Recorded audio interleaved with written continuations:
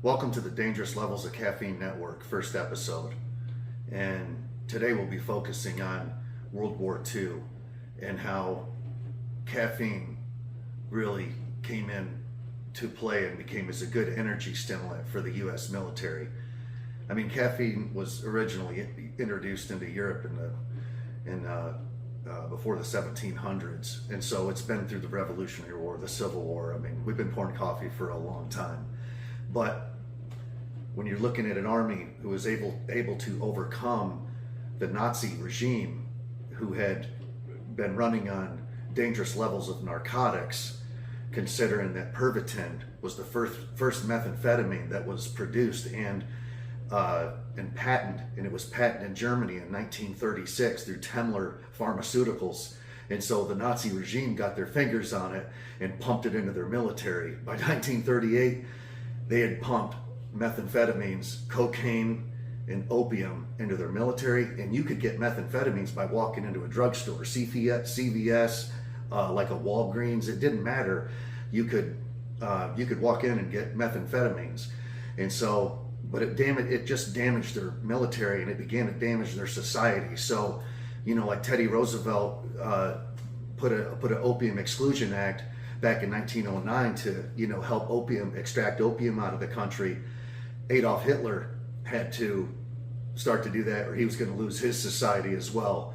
But our comparison to overcoming all this was coffee, a cup of Joe, and it's been, it's helped us through the wars and everything. And when you get to one man who was on dangerous levels of caffeine, was the Allied Supreme Commander, General Dwight D. Eisenhower. Drank coffee around the clock, chain smoked like one after the other.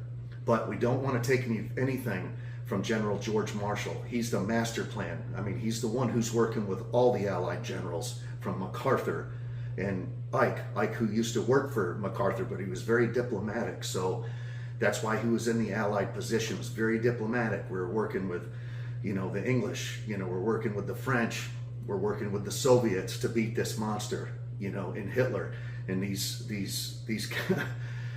these Nazi commanders. Boston, do you have anything you wanted to talk about today, or do you want to add to this, my friend? I do have a few questions. Number one, what does dangerous levels of caffeine have to do with warfare? When you're doing battle operations, you're up for hours and hours and hours. You got to be ready to go. You can go 72. You can go so many hours without sleep. Otherwise, it's going to compromise the military.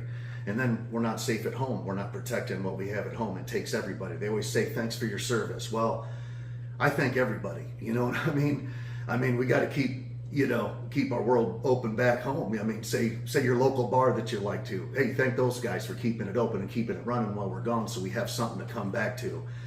Caffeine is something that our United States military, even from the Revolutionary War, has implemented, and it keeps us going.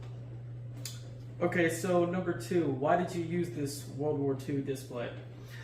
Well, again, because Hitler and himself and his associates in the military were on Pervitin, which is a methamphetamine. So yes, they've been fighting with caffeine already. In World War I and all the military's been using coffee for a long time, but these guys were on dangerous levels of narcotics, okay?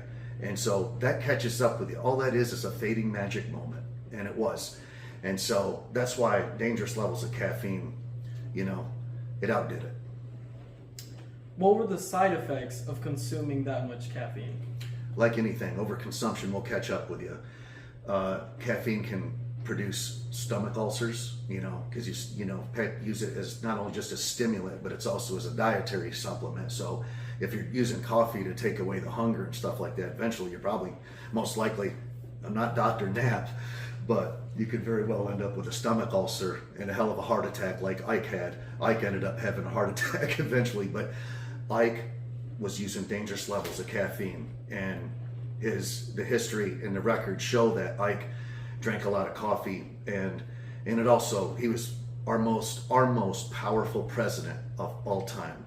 I mean, Ike had the whole world as him and General George C. Marshall put this world back together after World War II with the Marshall Plan. It was called the Marshall Plan. So anyway, Ike, and through his presidency, he was the most powerful president in U.S. history, no question, hands down. And he smoked a lot of cigarettes, drank a lot of coffee, and he's, like I said, he was the most diplomatic person in U.S. history. So he was up around the clock. He had a lot of people to deal with. We didn't have internet. We were using phones and notebooks. Go ahead. So my last question is, when you were serving in the Second Iraq War, were you on dangerous levels of caffeine? Absolutely. They said, Mike, we're going out.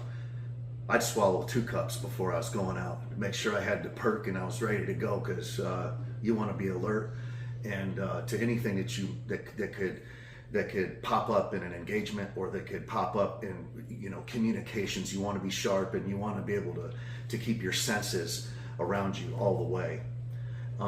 You had also, Boston, you did ask me about, when you look at these tanks that we had in World War II, this was the German Reichs, the Third Reichs, their last empire.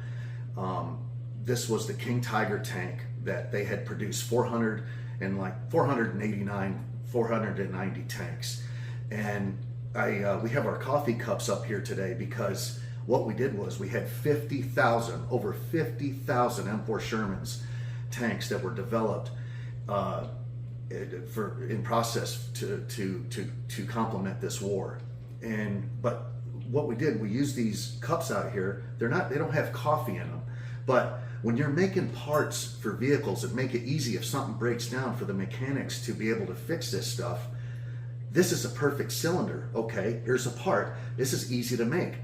The Germans, they wanted to craft everything. So like when you look at this molding on this plastic cup, for example, the engineers, what they did was they were making rivets. And so it's hard for them. And then they're amped up on dangerous levels of narcotics to get this right and put it in. The whole thing fell apart. And so basically, not to leave out the Red Army, the Soviets were coming in from the rear, the north, and their east, and we came in from the south and the west with General Patton, General Bradley.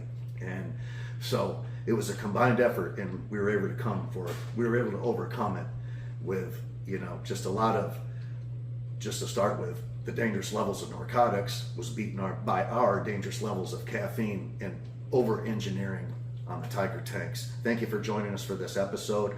It's been grateful to have you, and we hope to see you on another episode. Thank you.